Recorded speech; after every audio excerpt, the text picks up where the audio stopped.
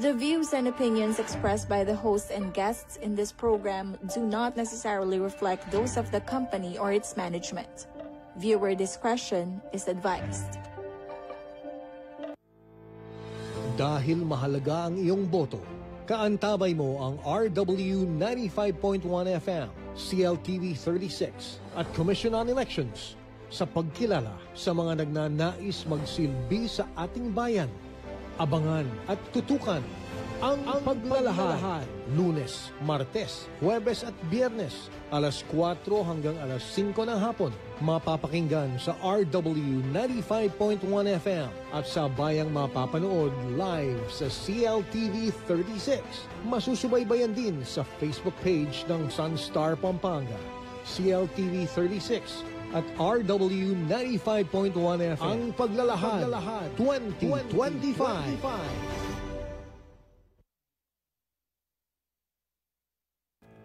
Oras sa Pilipinas, 2 minuto makalipas ang alas 4 ng hapon. Isang magandang hapon sa Central Luzon, Pilipinas at buong mundo. Kamusta po kayo? Oras na para sa ating programa, ang Paglalahad 2025. Boto mo, kinabukasan mo dahil 28 days na lamang po at halalan niya. Samahan niyo po kami dito hanggang alas 5 ng hapon. Ito po si Alex Sembrano. At para kumpletuhin ang ating episode ngayong hapon, sasamahan ako ng isa sa main host ng ating programa, Paolo G. Santos. Good afternoon. Abang Rabalen, ganito pong kakatamon talatuki na kingaliwang panig na ning mundo. Social media, DJ Alex. Ako, tatamboy. Retang talatuki mo na, burira po nga balo nung mga mamulay kaya katamong politika kaya ni Pula Buhat Kapampangan. Samahan po ninyo kami dahil ito hong amin pong diskusyon, masinsinan at ang titulo, Paglalahat, may ilalahat. Tatang Boy, di ba? May lahat at isa-isahin ho natin yung mga lokal na issue. Kung kayo ho ay andyan nakatutok sa social media, interactive po ang ating show. Hanggang alas 5 po kami ng hapon. Alas 4 mag-uumpisa dito ho sa ating bansa. At yan naman ho ay matatapos ng parang kulang isang oras pagka naglalahat Tamboy. Yes, Paolo G. At kasama rin natin dito sa studio, of course, ang batikang komentarista ng talakayan ngayon, Mr. Boy Santiago. Batikan, Yes. Mas maganda po tayo sa hapon. Alex, Paolo, at sa ating panauhin, sa lahat po na nakikinig at sumusubaybay sa Paglalahad 2025. Ako po si Boy Santiago. Happy Monday! Yes. Happy Monday. At bago po tayo dumako at ipakilala ang ating bisita ngayon, narito muna ang mga balita sa oras na ito. Ang Paglalahad sa RW 95.1 FM. Kauna-unahang internet voting para sa OFWs sinimulan na. Formal nang sinimulan ng Commission on Elections sa COMELEC ang online voting para sa mga Overseas Filipino Workers o OFW nitong April 13, alas 8 ng umaga Philippine Standard Time. Itong kauna-unahang pagkakataon na ipinatupad ang internet voting sa halalan para sa mga overseas voter kung saan maaring bumoto gamit ang cellphone, computer at tablet na may internet. Ayon sa COMELEC, layunin ng online voting na gawing mas madali ang pagboto at mapataas ang voter turnout ng mga Pilipinong nasa ibang bansa. Sakop ng online voting ang 77 lugar sa iba't ibang panig ng mundo gaya ng US, Canada, Australia, Japan, South Korea at mga bansa sa Europa. Samantala, sa 16 na bansa gaya ng China, Russia at Syria, pisikal pa ring boboto ang mga Pilipino sa mga embassy o consulate. Tatagal ang botohan hanggang alas 7 ng gabi sa May 12. Upang makaboto online, kailangan mag-enroll ang mga botante sa https://ov.comelec.gov.ph/enroll to register or update your voter information online. Batay sa datos ng COMELEC, halos 48,000 pa lang ang nakapag-enroll mula sa kabuang 1.2 million registered overseas voter. Think muna, then shade mo na.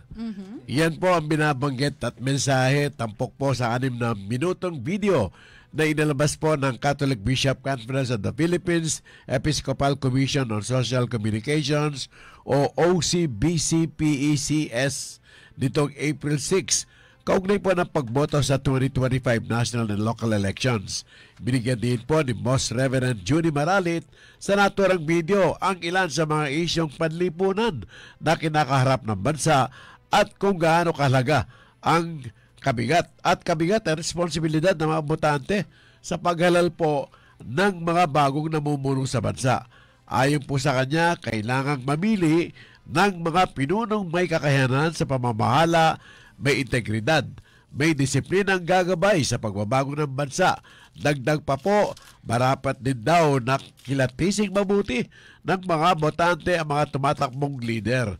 Dapat tunay raw ang kanilang layunin, maglingkod at may konkreto silang plano para sa ikabubuti ng sambayanan. Sa huli po, hinimik na Maralit ang mga Pilipino na bumoto hindi lamang gamit ang isipan, kundi ang puso. Hinikayat din niya ang mga Pilipino na bumoto para sa kapakanan at kinabukasan ng bansang Pilipinas. Hoy Nina! Hoy Nina! Hoy Nina! Shoutout ka rin ng kakatamong kakaluguran. O hindi po, burira pong pakibaluan. Gusto ho nilang malaman kailan kaya namin makikita itong si Gob, si Mayor, yung mga konsehal na awat muna. Awat muna Lolo Ray dito sa kanilang pangangampanya dahil opo, ngayon pong mahal na araw andyan ho ayan, tinututukan din ho natin kung sino ho yung marespeto. Di ba? Sa mga kandidato, kung sino yung ayan, mga kaibigan, tumatalima. Kahit walang nakatingin, di ba? Oh, di ba BSJ? Oh, yung mga suki ho natin diyan na nakikinig sa radyo. Ito, nagpaalala ho ang COMELEC, mga kaibigan, sa mga kandidato na bawal po ang pangangampanya sa araw ho ng alin. Ate Kuya, Huwebes at Biyernes Santo, April 17 at 18. Base ho sa COMELEC Resolution number 10999, anumang election campaign o partisan political activity sa labas ng campaign period ay pinagbabawal at ikinukonsidera ho, mga kaibigan, bilang election offense. Maaring magpataw ho ng parusa sa mga lalabag dito sa ilalim ng Section 263 at 264 o ng Omnibus Election Code. Maririmarim katangboy. Karetang campaign jingle na numinsan manyaman ka patudtud ang ay makabula-bugla DJ Alex. Ay kaya lang, pagbigyan na natin, election naman isipin lang natin na maigi, pakinggan po natin at sino yung nagsasabi ng totoo. Yun. O yan. At yan muna mga balita sa oras na ito. Abangan ang iba pang balita mamaya sa CLTV News. Manatiling nakatutok sa RW 95.1 FM dahil pagkatapos ng commercial break, makakasama na natin ang ating espesyal na bisita ngayong hapon.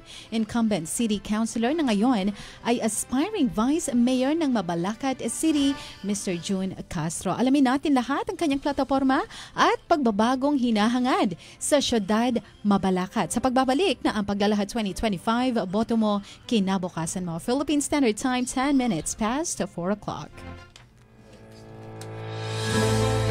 Ang Paglalahad sa RW 95.1 FM. Magandang araw, Central Luzon. Alam niyo ba ang mga dapat dalhin sa voting precinct sa araw ng botohan? Una, hindi na kailangang magdala ng ballpen dahil mayroon nang ipoprovide ang COMELEC. Ikalawa, huwag magdadala ng kahit anong campaign material sa loob ng voting precinct. Ikatlo, maaaring magdala ng kodigo o listahan ng mga iboboto, ngunit siguraduhin ito ay nakasulat sa malinis na papel. Pang-apat, siguraduhin hindi ka nakapagdala ng sample ballot sa loob ng voting area. At panghuli, huwag kakalimutan ang inyong voter's ID o kahit anong valid ID. Ako po si DJ Tyra Mendoza Vitug. Samahan niyo ang pinagsarib na puwersa ng RW 95.1 FM at CLTV 36 sa Ang Paglalahad 2025 upang mas pag-usapan at unawain ang mga mahahalagang issue ng halalan. Dahil boto mo, kinabukasan mo. Ang Paglalahad 2025, Lunes, Martes, Huwebes at Biyernes, alas 4 hanggang alas 5 ng hapon. Live sa RW 95.1 FM at CLTV 36. Sabayang mapapanood sa Signal Channel 115, sa FB pages ng RW 95.1 FM, CLTV 36, Sunstar Pampanga, at sa website at YouTube channel ng CLTV 36.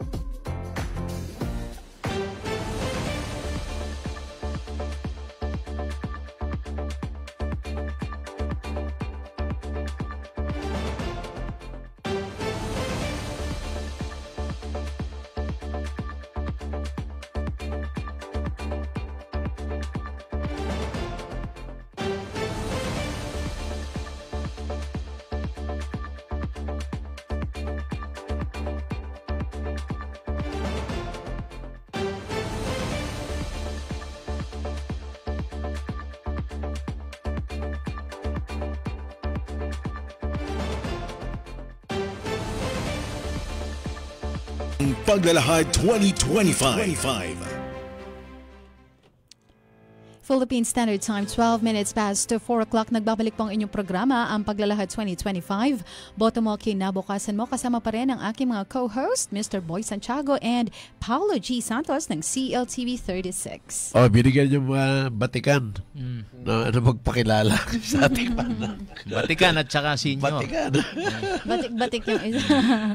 Ating po panahon ngayon, kaya katama pong bisita, kasalukuyan ng Konsehal, Mabalacat City. Aktibo yan pong susulring ordinansa para karing kaneng kabalena at kasyudad Mabalacat.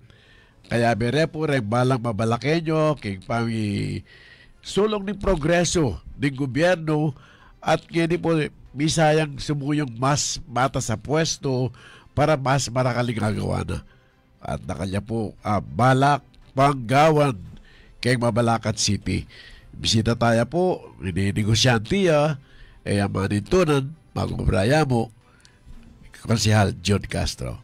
Thank you, Tatamboy, Sir Paulo, DJ Alex.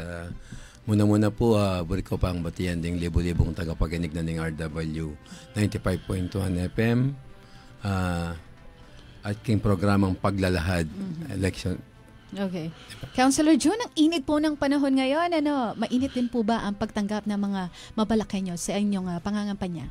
Sobra po kapali. Actually, dinabak, may gaus-taus kami pinking mawakay resettlement. Nung makanano kapaling panon, makanya mo naman kapaling pamananggap na rin tao kaya kami. At maswelo kami, hanggang mapagal, may ako kapagal po tang ding tao, ilang sasalubong at kakawal mo, king kandidato. May ikot yun na po ba lahat ng mga barangay sa Mabalacat? Sa house to house? Opo. Sa house to house, hindi pa. Nasa ano pa lang kami, mga 50%. Ang naiikot namin kasi napakalaki po ng syudad ng Mabalacat. We are 27 barangay but Dau ay napakalaki. One of the biggest barangay in the Philippines is Dau. 32 sitios. Isang bayan na yan. Yes.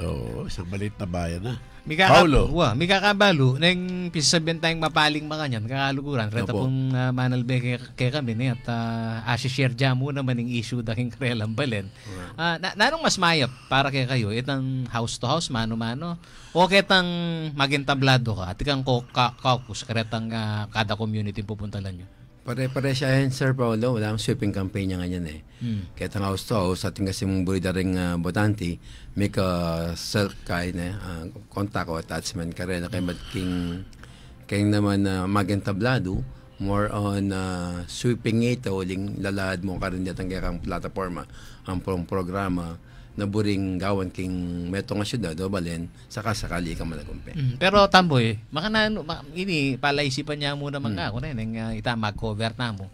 Itang tipon mo lang makanano karakal din tao at makiramdam lagi sa nanditang oras da maragulyang bagay da kasi ini amano da pure mga tuwa ko balo Tatamboy.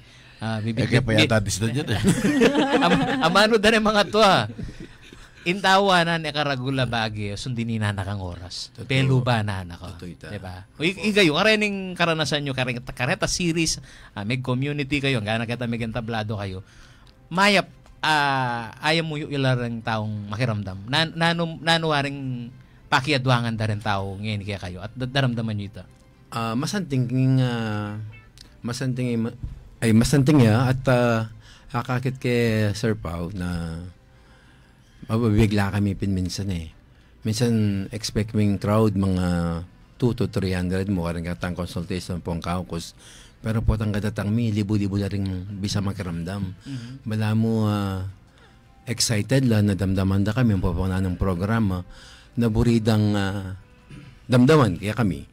At siguro, ito lang pang panto na naluwang programa, proyekto, maliban king makalukulok ka administrasyon ngayon, kaya makaya na maging excited. Pero Councilor, born and raised po kayo sa Mabalacat? Opo, may bite ko po anyang, i-bite ko po kay Makapagal Village, King Upland. Hapin po rin makakawan ng barangay King Mabalacat deta, lampas na po ng Clark Air Base, kaya ito Makapagal Village, 1970, December. Tapos may nakunangan kong almost a year, kaya ba't linipat kami king Barangay San Joaquin, Mabalacat siya mo rin. Nung nokar niya yung balema, tuwana ng kanakong pengaring babae. Tapos mag-stay kami ka rin hanggang grade 4 ko, linipat na gamit yung Barangay San Francisco. At mayari kong elementary, king Mabalacat Elementary School. At may ragol ko king Barangay San Francisco, Tamboy. Ba't ngayon makatok ng kupo king barangay daw, uling ka rin ko may pikot. Kapag asawa ko may pikot ko king taga daw, kaya ngayon makatok ng ko daw. Opo. Pero anong course po? Yung Business Management po sa Ole Angel University. Pagka-graduate niyo po ba, sumabak na agad kayo sa politics? Ay, hindi po. Hindi ko po inisip sa buong buhay ko na makakapasok ako sa politika. Kaya ako po inisip ni minsan na aluban kayong politika, uling iba't ko kayong pakakalulong pamilya. Iba't ko yung pakakalulong pamilya, magsikap ko, magtsaga ko, at may ngarap ko. Malugod siya nga pong ginubi niya na naman po itang buri kong nanungatin kong yan. Ano po yung unang posisyon na hinawakan ninyo? Iba't negosyo yung liban ko. Pamagnegosyo, mostly rin ka na kung kikater barangay LGU, makanyan lang. Ditak-ditak lang mo rin private. Kasi metong kong contractor, kaya rin majority na rin projects ko kaya ng gobyerno. Okay. Ako, tanong ko is, maganda po yung, mayap po itang akakit sila na yung habak. Kakahirap yun pero mas masanting din po naman yun lalo na rin ang balak na para kay syudad. Kasi ita po yung amano ko na pakiramdaman nyo di na talaga sasabing totoo para baluta mo na nung giyawara, na nung babalakan na paggawan. Minsan po rin kandidato talaga makanyan ganang-ganang po mga ako. Ganang-ganangan, ibere pa, makwintas na yung batuin. Kaya mo ita, Paulo. Para mo pasagot niya. Ay naman. Pero balon mo, nga mano ng tamboy yung kanini, elingat kaya katamo. Reng, may malen, makaintindi na lang. Correct. Iga makanano mula, alalawe mo lang diretso kayong mata rening. Opo. Rening kaya. Alalawe ako lang diretso kayong mata reng tao. Rentawa. Ako, duto ko kasi, sorry. Alalawe talang diretso kayong mata reng tao, huling sasabihan ko totoo. Pero ini dalan tamong inipisa sabihan ni kakaluguran kasi ren mo naman pong kandidato boboto la naman po ren at mayap iga explica mong masalese kay kami na yan po para rin talato kita mo tamboy iga mo nanlaretang akakit mong kay qualification naning metong kandidatong dapat metong yamo naman karetang pantunanda rening aasahan yung bumoto kaya kayo. Ika, makanano ka mamiling masanting po yan. Munang-muna kailangan ng metong kandidato at yung liderato. At yung liderato at agyo naman nalakaran king agyo na magdesisyon king sarili na agyo naman nalakaran para karan kayo sa sakupan. Pero kami ka frustration ka mo naman. Din. Maragol ko frustration king politika. Kasi may love ko kayo niyang 2019. Inagkat na ako ng makalukulo ka mayor. Kaya ba't sabi ko na ako bisa. Ako bisa ng politika mayor ako. Okay na ako. Rin pamilya ko okay na lang ako. Kaya ba't ating time na anyang 2019 na mag-file of candidacy 2018 na chuko abroad magpaulo ko. Kabunya may green phone ko. Sabi na kanako paring Jonana last filing of candidacy bukas sana mag-file na. Ba, Mayor, wala na akong planong tagal ako. Tsaka kata naman may sabi ako na tagal ko ako. Ali, sopan mo ko, sopan da ka, pero ako tagal ako. Ali, tagal ka, buri ka makapuron ka. Magpuron ko, pero ako tagal ako. Kaya, but, besides, ako, tsoko abroad nga ni. Muli ko pa mo, November ko pa mo. Sige, ako na bahala yan. Yung gawa na po, pintalaan niya po itang kaputol ko, kaya pag-file ng candidacy, bilang consular, kaya bata niyang kauli ko from abroad, checking balay ko, miyag na nagnang keng mag-breakfast, yung pamilya ko po, kaya, sabi ko, yung pamilya ko yan, napagsabihin mo, Mayor, ako bisa. Kasi may kapangako na ako, karela. Matotal, biglolo na la. Naman agad-agad tinango kami.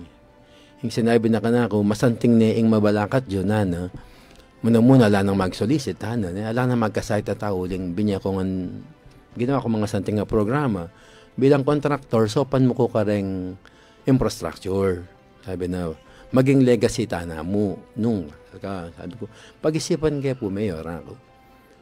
Apat ang rin pamilya ko, pero kada rin pamilya ko, iba't kasi, patang makasaw pa, kada masaya ko.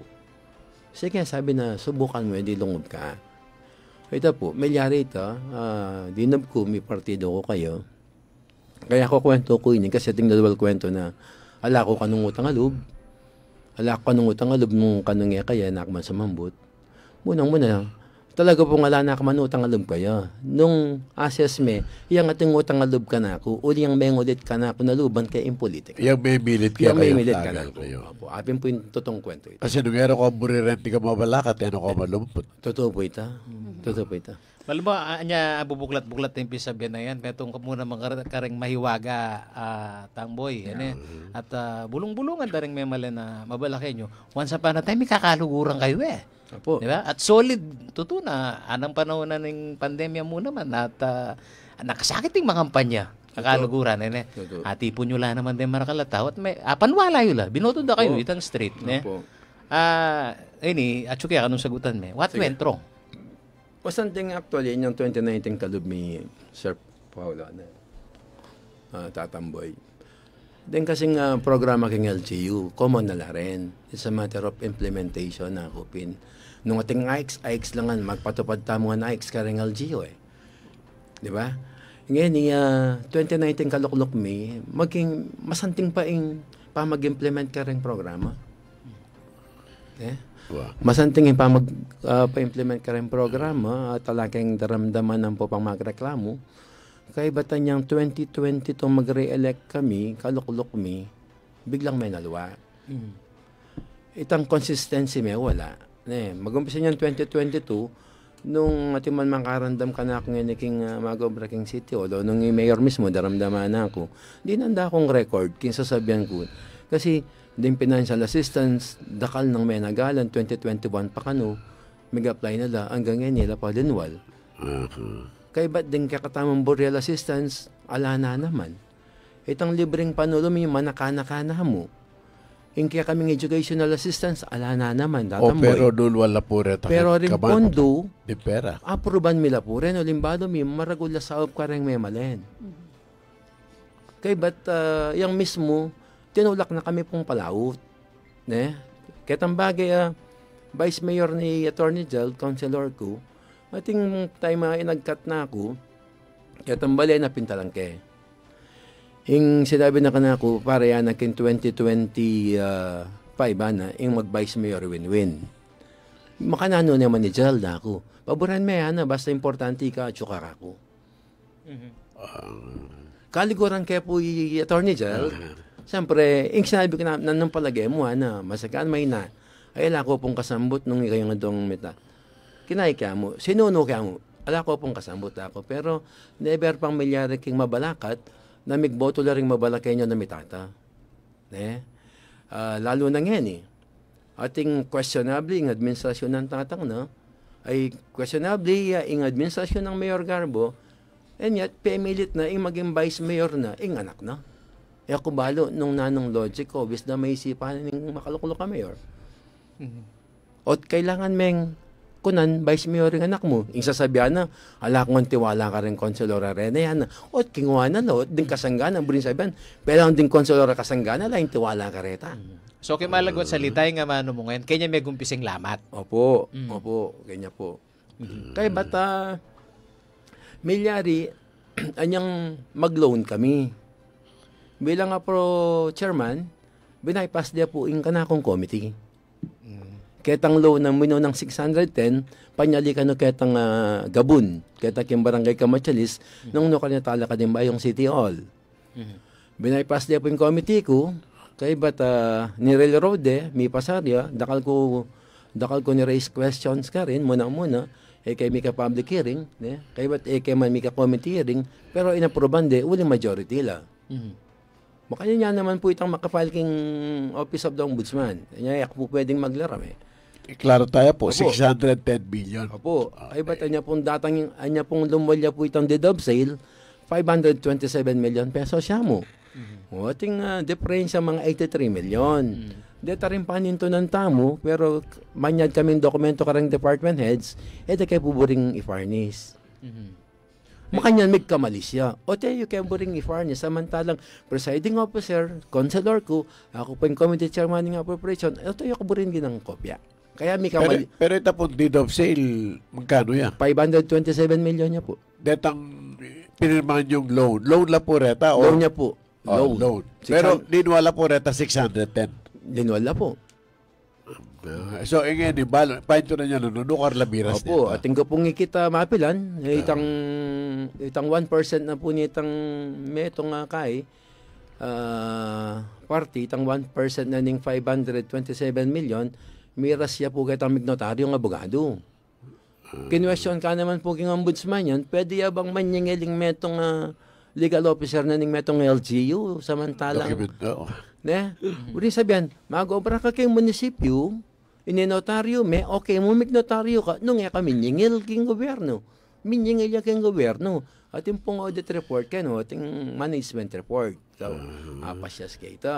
Yani, kay ba't na po ning 14 months o 13 months, so ning kinwestiyon kayo po yan, binalik daw rin pera ka, no? Pwede po ita. Medyo ka kay balik mo la. Pwede may question niya. Pwede po itang ibalik pero the damage was done already. King batas kasi siguro. Atin na pa rin pananagutan.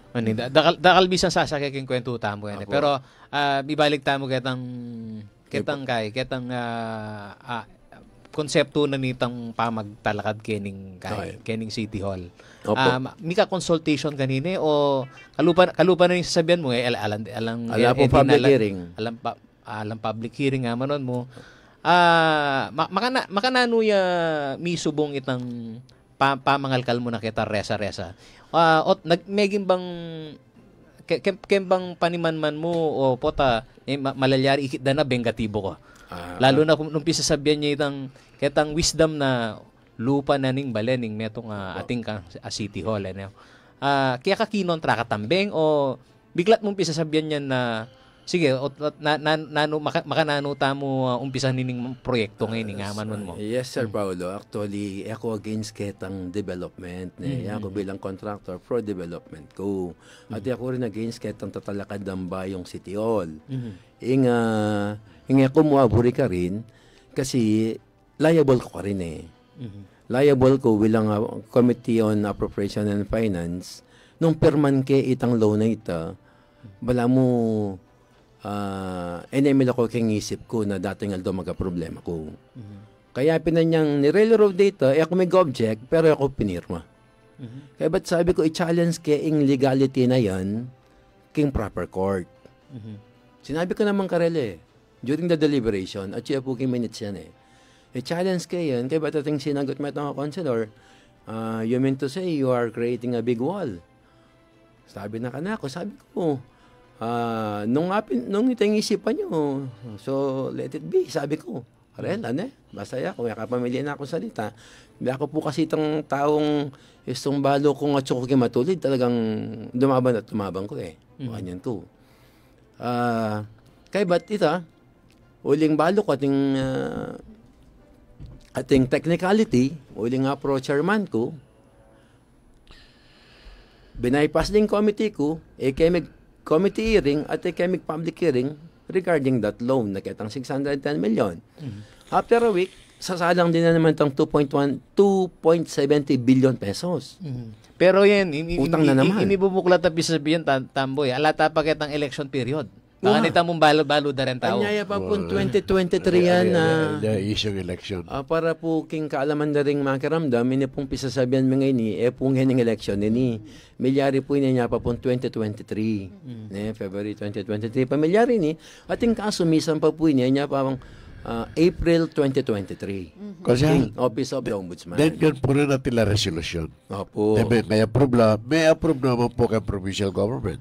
At yung pong may approve, kalupa na po itang ratification ng itang loan agreement, may disapprove po.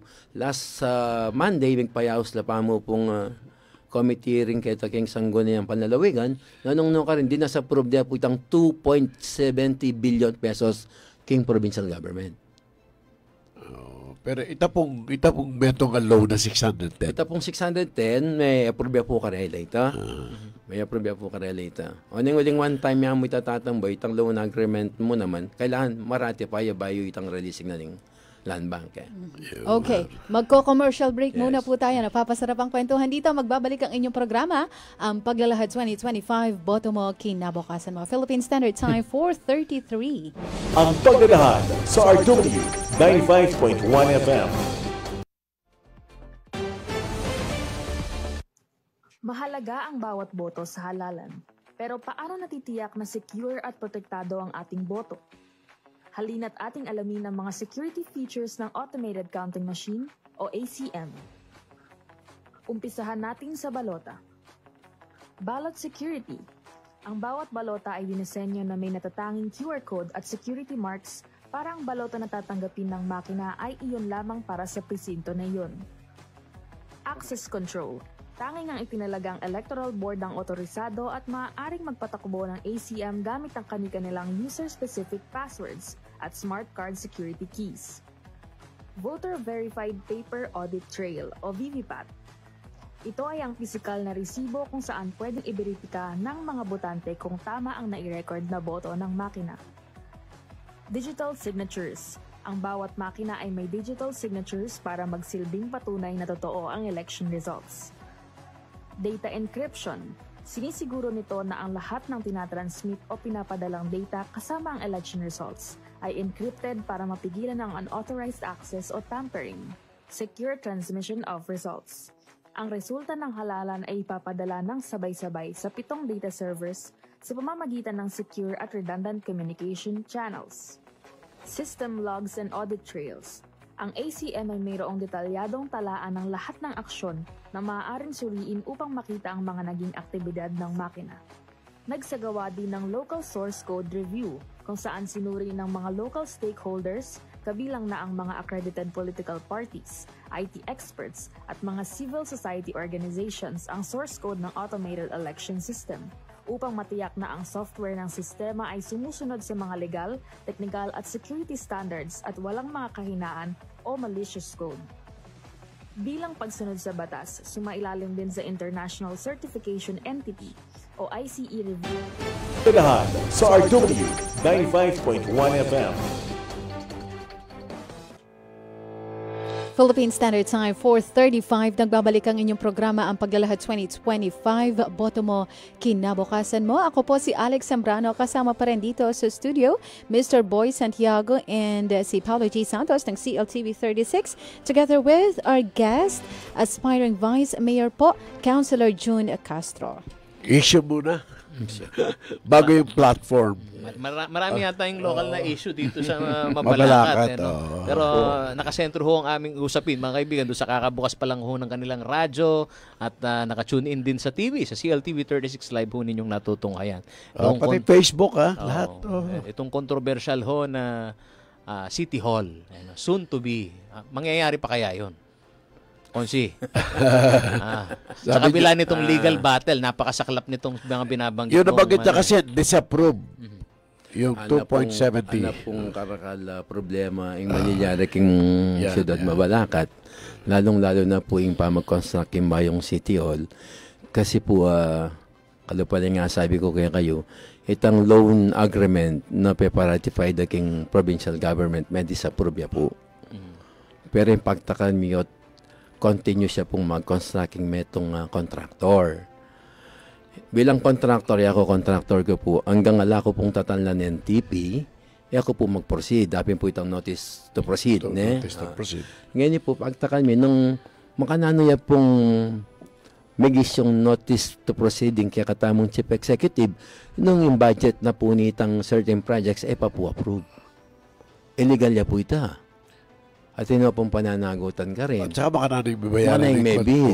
Baka naning bibayaran pa yung contract sa kari. Kayapin po yan. Kayapin po anang karagol yung problemang maliliari kay Mabalacat. Pero sana dating aldo sa SMR. Pero ngayon ala ko pa nga kakit kasi nagkaman nagkulang niya ako. Palagi ko naman mo rin sasabihan ni Mayor Canita, dumalang tayo ng proseso, tama malagawa. Sabi ko kaya, may approve naman din. Hindi ako balo na ng wisdom na palagi ang mamalagawa. At muli na mabilisan. Kalupan na po itang inaproban mo naman na tax, itang amended tax revenue code 2022, papa-approve na po ito, kinontra ko po ka rin. Kasi sabi ko din ang talang konsiderasyon ding mabalaki nyo, kasi ako katitibat na paning pandemic. Sana itapa magtas buwis.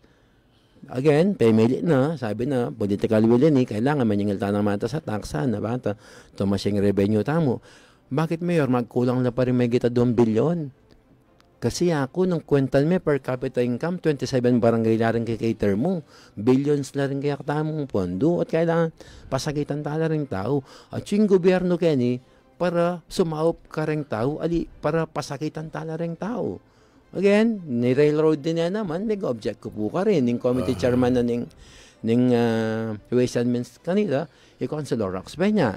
Payment na yung approve. Muling majority na may approve yan eh. Dakal pong gagaga ka rin negosyante. Dakal pong minyarang business establishment may Mabalacat. So, may babae may babae po kanya. Invest na Tomasyo, may babae kasi dakal minyara. O pero tiko pa pong income kay Clark Development Corporation. Opo. Parti na ng Mabalacat. Bala ko po, abot-abot o may gitsa po may bilyoning kaya kami nga kakawagay itang GIE, itang gross income earn na ning Clark. Makanita tayo po. Karing papawagayo po ka rin ng makiramdam kaya katamon na atin yung implication hanggang po kayong business community. Anong milabasan, nakaluklukan tayo naman kaya ni Mayor Chris Garbo. Kitang pamantayan na kitang masalesen pamang gobyerno. Karetang recognition na akakuha na. Siyempre, eman mo kayita nung keng administrasyon na sukayo mo naman. Makanano mo asabi karening dimdam de Mayor Chris Garbo na manalakaran kay ngaman ng masanting gobyerno at kening sasabihan mong ating masurang impact karetang karetang sasabihan mong kalupan ng pamagtasbis. Makanano mo babalansita at apaunawa na nanong kasalungsungan na talaga estado ning bale. So, yung sasabihan na po ng Mayor, multi-awarded ya po yung Student Mabalacat na. Ito naman pong maluwang award. Siyempre, group effort siya po ito. With the collaboration of our department head, ang po rin ngayon magobra, ang po rin elected official. Ating akakit ko po kasi mawawala kasi itong transparency. O sabi ko mawawala po yung transparency. Kalupan na po yung malinyari ngayon hanggang sumilip ko po king website na ng COA. Ating kami pong unliquidated funds na maragol. Unliquidated la po rin At ala kami pong audit report for how many years na. Management report siya mo po yung papalwalda. Anya magtaka ko, at inaprobahan niya po ng land bank, kabila na nitang ala kaming financial statement. Every year po dapat ating po dapat audit report. Ala na pong bibigyan kami, tatamboy. At bilang legislator, bilang presiding officer ng Attorney General, kailangan pa fairness Ala kami pong tatanggapan. Kanya kumalo, nung kanano daw nga kakwaretang award na rin, kabila na nitang akakit kami kasi manong kulang kami, balo minto tong estado na ng syudad Mabalacat. Yung sasabihan na, ang kapilan man, yan naman mabankrupt yung gobyerno. Totoo po ito. Pero yung buri kasabihan, palagi mong overhead o kailangan tamong mag-approve na prior year's obligation. Kailangan ka mag-budget prior year's obligation. Every budget deliberation mi po, nung lawen nyo retang kami nga pro ordinance, at hindi lang i-allocate kitang prior year's obligation na inamegisan. Metong niya po yan kareng may disapprove king sangguniang palalawigan. Ito pong 50 million pesos, prior year's obligation yung sasabienda, makanya niya pong mimuhaing committee chairman na po ng probinsya, Attorney John Canlas, alang budget ang makanyan. Yung kay gagawan mo lalaki ni, ano pong Attorney John Canlas Yung kukot kaya po, darandaman na kanya, siyempre na, kukot kaya po. Kaya pinsasabihan nano ing masanting pong gawan na chairman, banta, ayayos mo po yung problema ngayon Gewa yun na yan, panagutan yun, nanong maging consequences. Makanya po yung sasabihan ng board member, tamo. So, tune po kaya kaya na. Tune kay legal officer niya ka dyan. Tune po kay legal yan, tatamboy. Okay. Okay. Yes po. Vice, so sa kabila po lahat ng mga napag-usapan natin, pag kayo po ay nailuklok, paano po natin maa-assure yung transparency sa pamahalaang lokal? Masanting niya pong kutang yan kasi actually king ka na kung platform of government. Mumuna yung pundiling transparency and accountability. Buri ko magkaroon pantay-pantay na karapatan sa pondo ng taong bayan. Dakal po kasi magreklamo kaya kami bilang elected official. Lalo na kareng senior citizen, mamili mo po kano karelang dilinan ng social pension. Imagine, we have 21,000 registered senior citizen din mabalangkat. But sad to say, 4,000 to 4,500 lamang po rin tatanggap social pension. Yung ako balo, nung makananong klaseng budgeting gagawan ulitan ko, yung syudad mabalakat, makuwal tayo. Nung ala kaming loan, like ngani, nung may disapprove po itang loan, ating kaming pondong 2.7 billion pesos a year. Ngani, banta, apatupad tayo po, munang-muna, kareng kaya katamong deliberation kisang gunyang panusod o kareng kaya katamong regular session, kailangan siguro mag-live tamo. Kaya tamo kayo na paralan, damdaman na rin tao nung magkano yung pera para kitang panyaling panulo, magkano yung pera para kareng kakatamong financial assistance, magkano yung pera para kareng boreal assistance. Kaya po mga parang may ka-transparency. Aware na po rin tao. Kasi po ngayon ela po aware kasi alang transparency. Pero implemented na po ba itong live streaming na to? Alaya pa po. Okay. Wala po. Kaya po yan yung paplano ko. At paano ko mga bit pong madagulaled, wall ka rin pong public places like Kimpalengki, ang baba po ka rin tangkin terminal, bang kanita kita mga naparalan, kakit damo rin, deng tao kay mabalakat, nung nino ing magobra, pong yung magobra ka rin, pigkatuwalan ng leaders, nung nino ing ating talagang masabal ka rin pakakalulo, na potang at lang papaya-approve ordinance o resolution, kakit tamo kita mga naparalan. Okay, Vice, may ordinansa po bang Mabalacat City na tumutugon o nagre-regulate sa mga offshore gaming operators? Sa pagkakaalam ko po, wala. Wala po. Pero mayaman po Mabalacat kasi nakikita niyo yung ibang sasakyan, nagdo-donate po. Mga brand new. Metong niya pa pong pisasabihan niyan tatamboy, habo ko latse po yan. Metong niya po kareng tutuligsan ko yan. Sabi ko kang Mayor, imong Mabalacat na pamasalese, map na mo, pamiatala rin pera tamo. Ambulansya, police car, gana-gana. Every year po, ating kami pong alat 35 million para pamya po kareng 21 municipalities na puning Pampanga, including ang Iglesia San Fernando. Mas makuwal tayo pagay kami. O nanong milyaryo, pating CDC din, mag-donate kami ng pong ambulansya ng CDC. Mapera yung Mabalacat. Sabi ko, mo rin barangay, ano rin kung karakala pa ang mga ilangan, anong karakala masakit tatamboy, like nandun maglakad ko, may buko pong gumaga, siguro, kada pilan bale, palo banda kami ring pamilya, atin pong masakit na kailangan mahuluya, pero dala na po ng kakaduluan, na po yung mataging ospital. Kaya sabi ko ka Mayor nandin, siguro yan yung number 1 niya, deres tamo, kaluklok tamo, itang health program, natutong sasahop ka rin masakit. Abangit siya po yung masakit. Grupo yun po, Potang aksyon na kayo ko rin. Meto nga po ka rin balakan yung patalakad hospital. Apin po yung number 1 priority na po ng kiyakatamong tatagal mayor yan na may kasariltang hospital. Dindam kay pin po yung makaluklok mayor, sabi na yan ng priority ng hospital. O nanong sa isay na sabi na doktor yan ng priority ng hospital. Okay na kanu itang district hospital, gawan tayong ambulatory hospital. Bala mo lahat mo pong gawa. At sinabi na makipagtayapi ako ng provincial government. Tamo po kailangan nito. Agyo, tamo pong mag-operate hospital. Mayor Garbo, nung naramdaman nyo ko po, nung iyapog yung patalakading hospital, pwede na ko pong tipaging luklukan nyo, paborin yung lukluk yung Mayor, dyan po pa ako, patalakading hospital, kalukluk mi. Agyo na rin budget. Agyo na po yung budget. At yung tamo po may adong bilyon apondo. King syudad Mabalacat. O ting Kapas po, ay operate din po sa Redong Hospital. O ting Mexico, elaman po syudad din. Basta wala pang gamit din itong Yapin budget. po ako po yun po balo, nung nanong wisdom, no? At sinabi na nitang yan, priority ng hospital. Kailangan tayo po ng hospital. Hanggang sabihan tamo, makarinig po yung Mabalacat, potanteng masakit, dadala nila po King Angeles. Oo na. Dalayo JBL.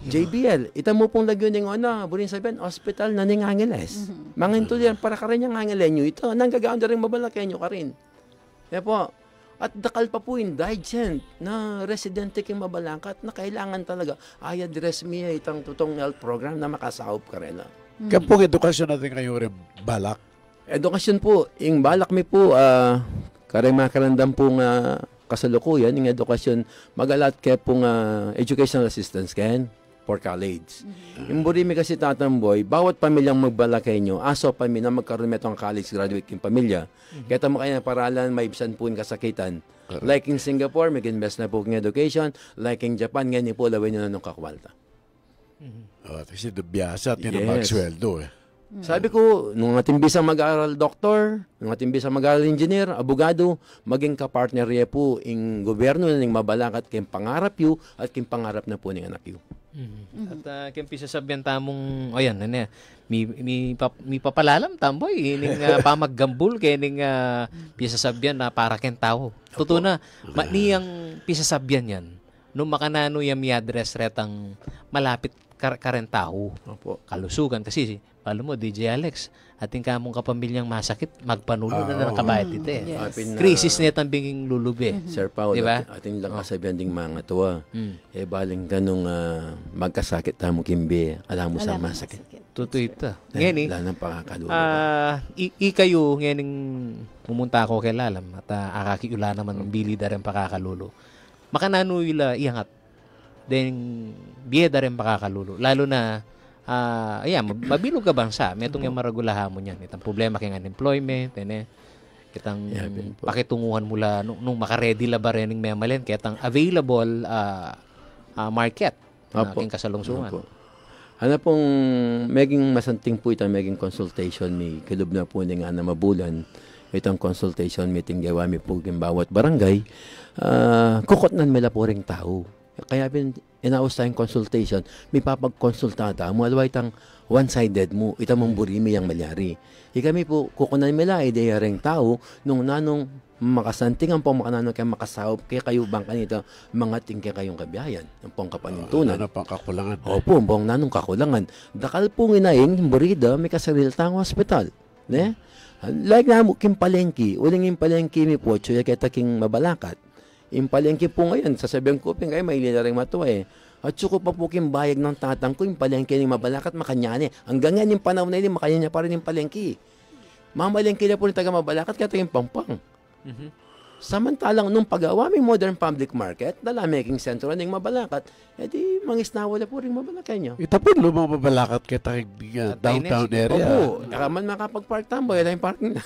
Wapit na. Pero atsuya pa. Atsuya po. Ayapin po, akakit ko rin. Sabi ko, in general, imburi ng itulak po ng Team Jeljon, munang-muna po itang pagkain, kalusugan, at edukasyon. Ne? Makalubnongan po kan, itang hospital, ne? Pantuntalang obra, po palakasan tayong cooperative maging Mabalacat.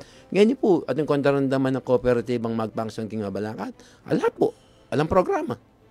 Then mo pong kaya kaming Hortelano, halos sa Enobis ang tanam kasi wala lang akong support ng city government.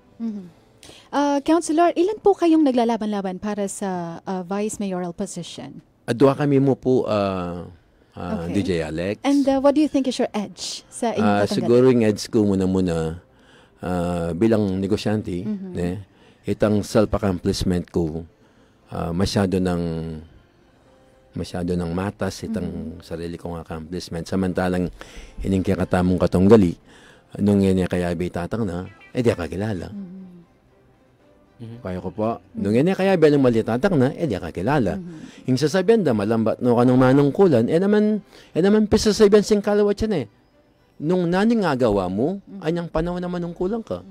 Yaka po, naman po pagmayabang, mi-elect ko pong 2019, pagkatiwalan ko po rin taong balen. Magka-pandemic, tatamboy, March. Dakal ginaga. Mag-implement ko pong malawakan relief operation, mga tasopan ko po rin dara ng pamambalagay nyo. Manibatan po king sarili kong bulsa. Kaya ko po yung alintana yung COVID na yan, kaya anyang panahon na ito, adong beses mo rin mika-COVID ko. Pero ako po pagsisyan yung gawa ko ito. Isipan ko, kaya tamong lumbo na tuknang, na po tinuknang, ang gana po ngayon yung panahon na yun Mamiyata mo pong libreng wheelchair, karen pong makatalakad O nung mamulitika ko muna ng kandinan wheelchairing lumpo, naman makapagboto. O yung city government po, karakal na pera na anong gawa na Ala po. Pandemya. Anya pong pandemya. Ganyan, right ang bingot, dirinan ko lang libreng nebulizer. O kalupan yung sabi ko, mamulitika ko. O nung mamulitika ko, naman pwedeng magboto itang bingot. Magko-commercial break muna tayo, Paolo G, ha? At oras na po, 4:53. Magbabalik ang inyong programa, ang Paglalahad 2025. Boto mo, kinabukasan mo. Ang Paglalahad sa RW 95.1 FM. Handa ka na bang bumoto sa 2025 national and local elections at BARM parliamentary elections? Sa May 12, 2025, boboto tayo para sa senador at party list at para sa mga lokal na opisyal. Ang mga kababayang botante natin sa Bangsamoro Autonomous Region of Muslim Mindanao o BARM ay boboto rin sa kauna-unahang BARM parliamentary elections. Ang regular na oras ng botohan ay mula alas 7 ng umaga hanggang alas 7 ng gabi. Para sa mga persons with disability, senior citizens, kasama ang kanilang assistors kung ang mga ito ay rehistradong botante din ng kaparehong polling place at gayon din ng mga buntis, maaari silang bumoto ng mas maaga. Sa pamamagitan ng early voting hours, pwede na silang bumoto simula alas 5 ng umaga. Para sa inyong gabay, ito ang 8 hakbang sa pagboto. Una, lumapit sa Electoral Board at sabihin ang inyong pangalan, precinct number at sequence number. Ikalawa, titingnan ng Electoral Board kung ang inyong pangalan ay nasa Election Day Computerized Voters List o EDCVL at titingnan din kung may marka ng indelible ink ang inyong kuko. Ikatlo, kung walang marka ng indelible ink, i-verify ng Electoral Board ang inyong pagkakakilanlan at papipirmahin ka sa EDCVL. Ikaapat, ipapakita sa iyo ng EB chairperson na maayos at malinis ang balota. Ilalagay niya ito sa ballot secrecy folder at ibibigay sa iyo kasama ang marking pen. Para sa mga botante sa BARM, 2 balota ang ibibigay. Isang balota para sa national at local elections at isa para sa BARM parliamentary elections. Ikalima, pumunta sa voting area at bumoto sa pamamagitan ng pag-fully shade ng oval bago ang pangalan ng kandidato na nais mong iboto. Tandaan, huwag mag-overvote. Ika-6, matapos mag-shade ay ipasok ang balota sa Automated Counting Machine o ACM. Hintayin na lumabas ang resibo at tingnan sa screen ang ballot image ng iyong balota. Ika-7, suriin ang inyong resibo at ihulog sa nakatakdang lagayan. Ibalik ang folder at marking pen. At ang huli, magpalagay ng indelible ink sa kuko ng kanang hintuturo. Lumabas na ng polling place pagkatapos bumoto. O diba, madali lang. Kaya bumoto na sa makabagong halalan para sa makabagong Pilipino. Isang paalala mula sa Commission on Elections.